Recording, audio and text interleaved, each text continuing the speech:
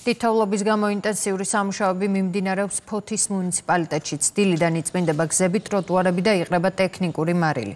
ამ დროისთვის 6000-მდე აბონენტს არ მიეწოდება ელექტროენერგია, თუმცა მისი მიწოდება 5 საათისთვის აღდგენითი სამუშაოების დასრულების შემდეგ აღდგება.